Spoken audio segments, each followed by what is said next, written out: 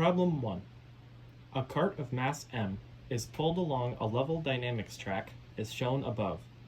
A force sensor is attached to the cart with a string and used to measure the horizontal force exerted on the cart to the right.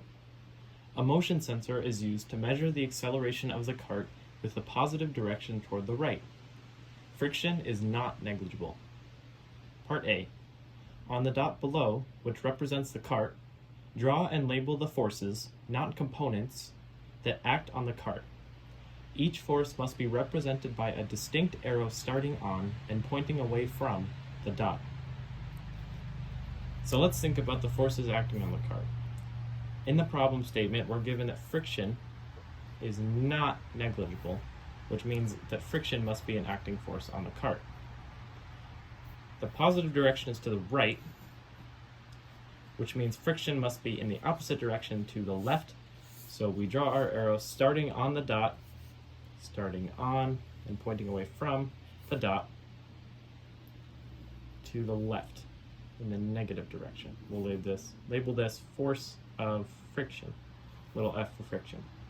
And then we have the force of tension of the string pulling the cart to the right by the force sensor. The person pulling on the force sensor, they're pulling it to the right in the positive direction. Since the cart is moving to the right, the force of friction must be smaller than the force pulling on it.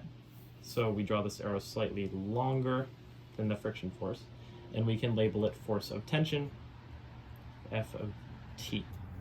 We also have the force of gravity pulling down on the cart, so we can do Fg. And we also have the normal force pushing back up on the cart, and since the cart is not moving up or down, that must cancel the force of gravity, so we draw them the same length. So Fn for the normal force, and we do the little dash mark to show that they are equal. So now our free body diagram is complete.